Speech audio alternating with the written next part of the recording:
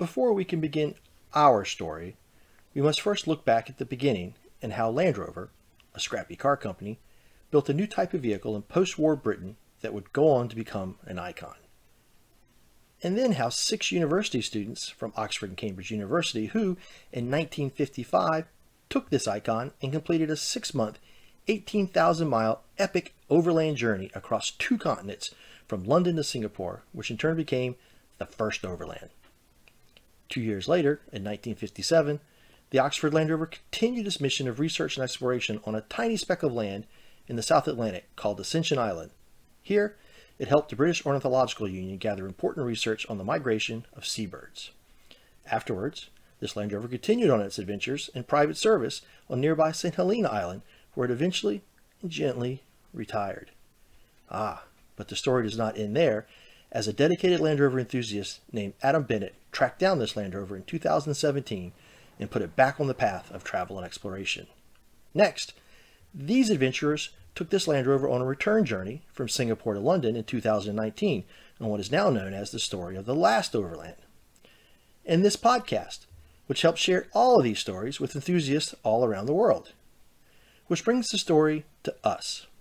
You see, we must mention these stories because it is all of these stories that is actually the story of Oxford. And now, this is our story, Oxford in America, Sea to Shining Sea.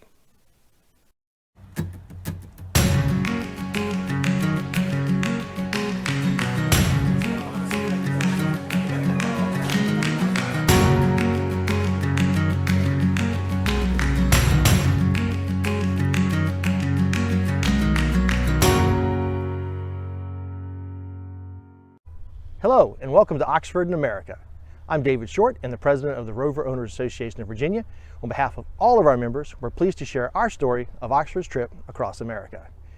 The Rover Owners Association of Virginia is America's oldest Land Rover club, bringing enthusiasts together since 1975. One of the things we like to do as a club is find new ways to bring our members together and celebrate the achievements of Land Rover. When we heard the news about Adam Bennett rediscovering Oxford and getting her back on the road, an idea was born. Our club helps provide our members with a chance to use our Land Rovers for what they were built for.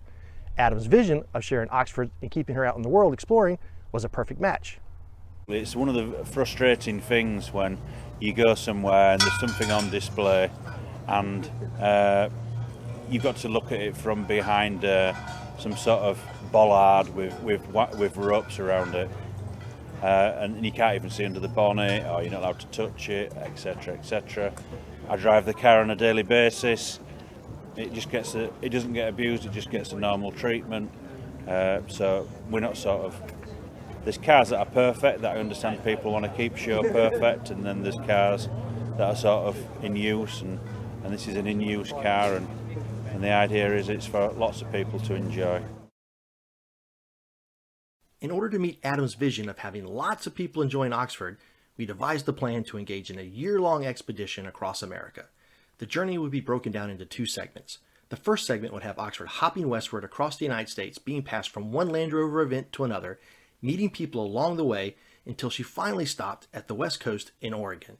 There, Oxford would join the folks at Pangolin 4x4 for a mechanical checkout and final preparations for the cross-country drive back east across America. The expedition was to loosely follow a popular route called the Trans-American Trail. This would offer a route largely made up of off-road trails and backcountry roads and provide Oxford a chance to explore some of the seldom seen sights of America. Over the next several months, we plan to bring you new episodes, each detailing a portion of our journey. In this episode, we start our journey on a Tuesday in late January at the docks in Baltimore, Maryland. Oxford began her journey with a transatlantic sea crossing from Liverpool in England to the port of Baltimore in Maryland. The 3-week crossing was smooth sailing, with Oxford arriving in Baltimore the last week of January, just 45 days after she arrived home in England from the last overland. I felt like it was second Christmas when I got the call that Oxford had arrived, and the thrill of seeing her parked at the docks was awesome. Months of planning, and it was really starting to happen. But there was no time for celebration or ceremony. It was time to get Oxford loaded up and on the road. As customary with most visiting foreign dignitaries, Oxford's first visit was to Washington, D.C. So off the trailer and on the road, Oxford drove into downtown traffic and made her first stop at the United States Capitol building. As an interesting side note, and totally unscheduled, Oxford was parked up outside the Capitol building at the very same time as President Trump's first impeachment hearings. Once we were done with our photos downtown, we drove past several of the national monuments and museums and headed back home.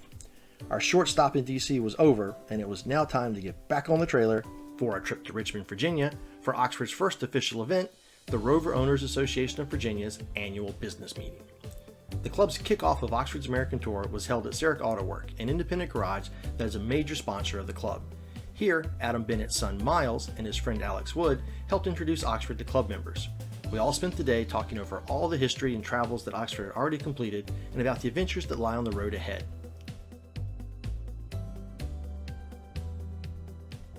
But before we can get too far, we had to make our first set of significant repairs.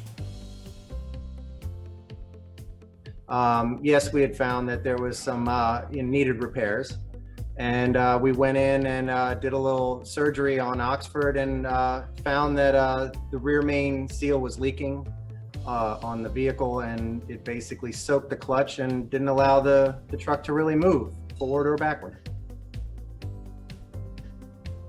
So after getting in there, we did do the replacement, the repairs. It was a challenge. It was fun, and ultimately got the truck back together and moving. Parts ordered, cleaned, and installed, Oxford was ready just in time for our next appointment, 800 miles to the north, in Maine, at the annual Winter Romp. The Winter Romp is an annual event that has been hosted by Bruce Fowler for the past 20 years. The romp is held around the second week of February in the woods near Waterville, Maine. Oxford coming to the States was a major event for me anyways, being that I've been familiar with the vehicle since buying the book, The First Overland in the West Village decades ago, because I liked the cover. And reality check, is it actually showing up on my doorstep, and it's steeped in history, and literally coming back from another long trip, it was the thrill of the year to actually spend some time with some motoring history. Oxford arrived in true celebrity fashion with a party held at the Waterville Grand Hotel in her honor. The evening was filled with speeches and was a great opportunity for fans to get up close and experience Oxford. The next morning, Oxford made her way down to the romp, where the cold weather gave us an opportunity to experience our next mechanical mishap. Oxford's thermostat stuck, and by the time we were back here at the house, it was running pretty close to hot. So group effort, we were able to dismantle the thermostat block, and having a couple of series ones here at the house, I had a spare thermostat, so we were able to put that in with a couple of O-rings, which wasn't really proper repair etiquette, but being a series vehicle, make do with what you have. It'll run, it served the purpose, and spent the rest of the weekend with longer thermostat in it.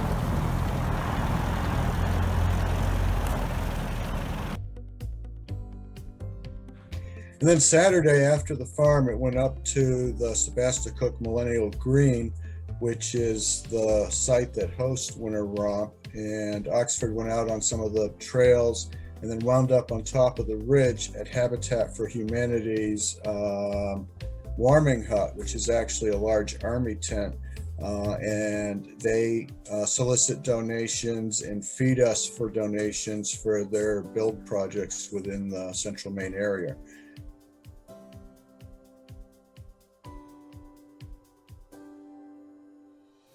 The event was a huge success, and it was time to move on to our next destination, Vermont. Oxford spent a few short days in Vermont with our friend Peter Vollers and the Vermont Overland Society. Here, Oxford enjoyed the calm serene of the nearly endless back roads that Vermont has to offer.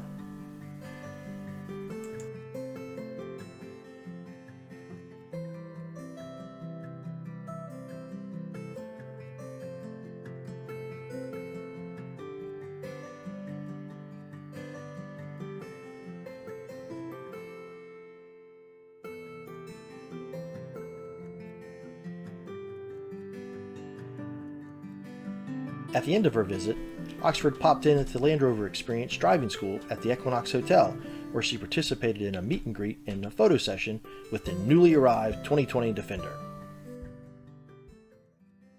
It was now time to leave the snowy roads of Vermont and head south into the city of Boston, Massachusetts. Land Rover enthusiast Paul Odelson hosted a small gathering with a whimsical title inspired by the legend of Paul Revere and Boston's rich Revolutionary War history, titled One If by Land, Two If by Sea, and None If by Lucas. Engel Volkers, an international real estate company, helped sponsor this event.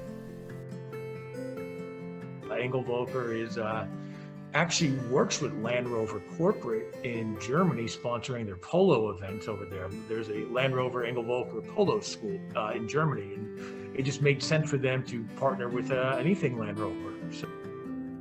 Located only a short distance from such historical sites such as Paul Revere's house and the famed Boston Tea Party, Oxford got to hang out with some distant relations in the form of expat Land Rovers, as well as meet up with some of her fans. Just a slice of life of Boston. Young kids who, sadly thought it was the greatest looking thing they ever saw, and that's where it starts. And we all know it's downhill from there. So, dogs, obviously, dogs and rovers always go together. I mean.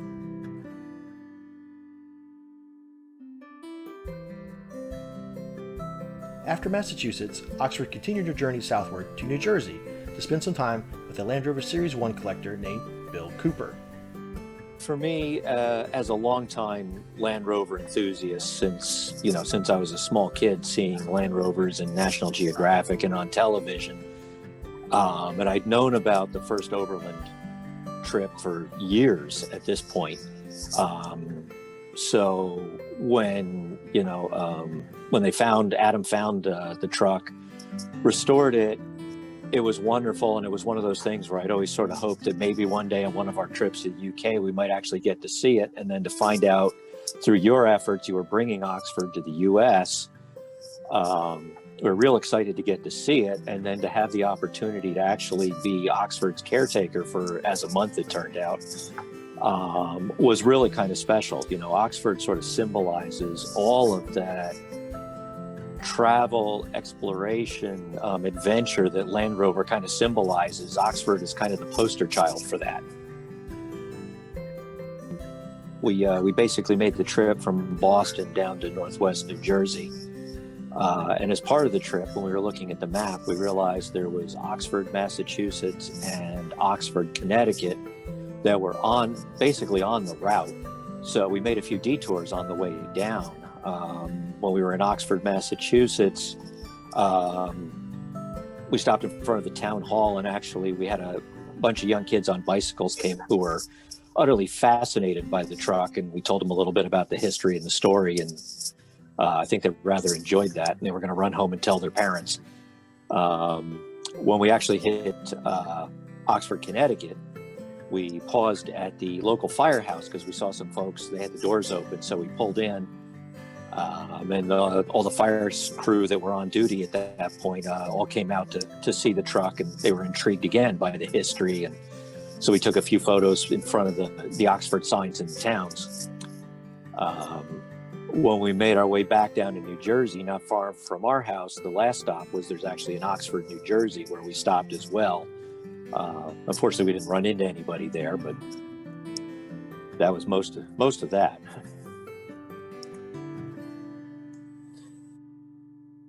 Oxford settled in nicely with Bill and his collection of Land Rovers and got to take some back road tours on some seldom seen parts of New Jersey. This included enjoying historic old buildings, crossing quaint wooden covered bridges, and exploring some trails along the Pollenskill River.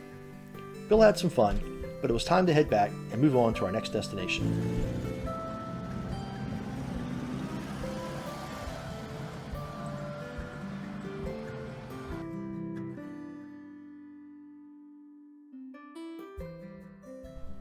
This brings us to an event that will define 2020 and have its own impact on Oxford's journey, the coronavirus.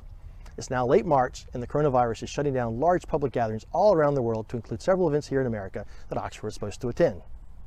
Now, if it's possible to find a silver lining, Oxford really needed a break. Or more accurately, Oxford was broke. You see, while Oxford had traveled some great distances already, many of the journeys were done on a trailer, simply due to time constraints. Once Oxford arrived at its local destination, it was driven around, but by different drivers. Nobody had really gotten a chance to get to know Oxford and understand how she was running. That changed with Bill. Bill spent about a month with Oxford and was able to provide us some feedback. He wasn't quite sure what was wrong, but he knew Oxford needed some quality garage time. Luckily, Oxford was near our friend Ben Smith up in Reddington, New Jersey. Ben's a longtime fixture in the Land Rover community, starting off running one of the first bulletin board services back in the days of dial-up internet. Today he lives on a farm and continues to restore old Land Rovers. We took Oxford over to Ben and had him take a look. Oxford was sent to Ben with a suspected head gasket problem. We quickly saw that the gasket was damaged in multiple areas around the number 4 cylinder. But Oxford's problems did not stop there.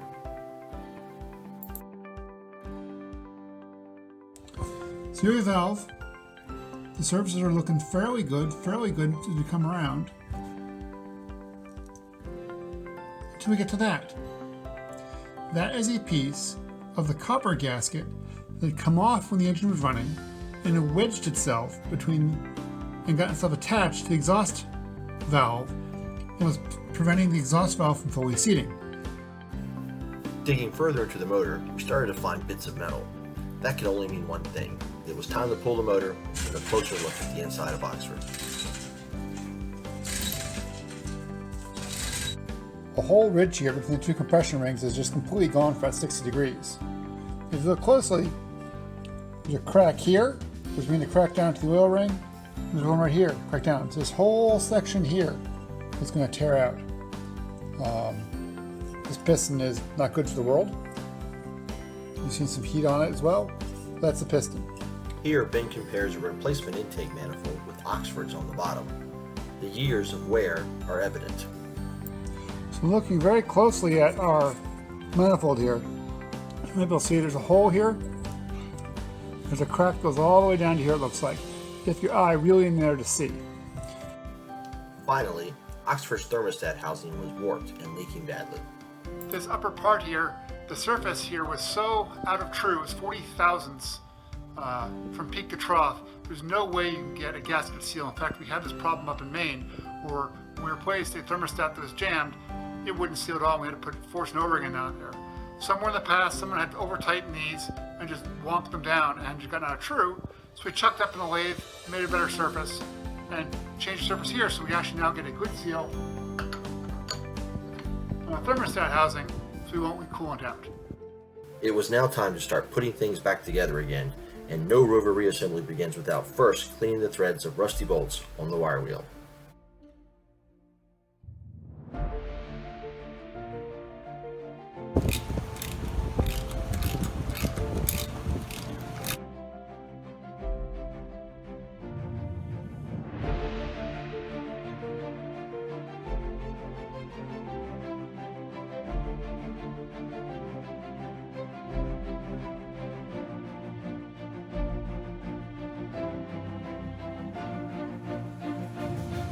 You can see Oxford's head tears come back from the machine shop.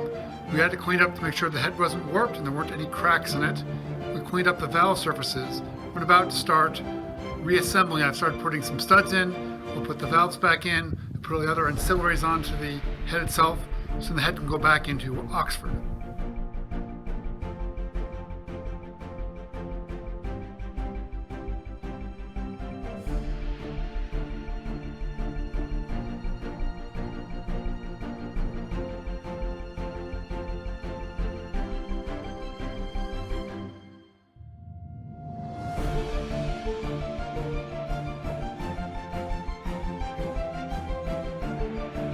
The last item to be replaced was a broken section of the exhaust pipe. With that, we were ready to try our first attempt at starting the motor.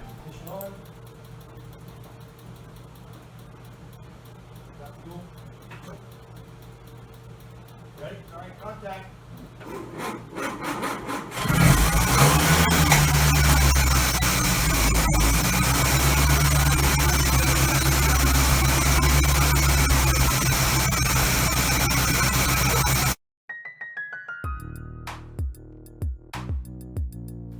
backing out of the barn for the first time in over 3 months, Oxford was once again moving under her own power.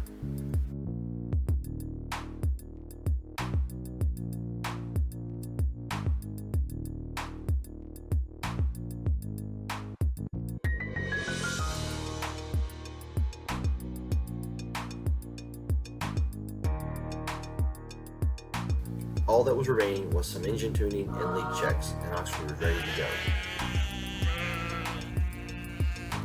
The 2020 COVID-19 pandemic had canceled much of Oxford's spring and summer events. It also caused significant delays in parts orders and shipments. But after months of self-isolation, Oxford's healthy once again and ready to get back on the road to visit new people and see new places in America.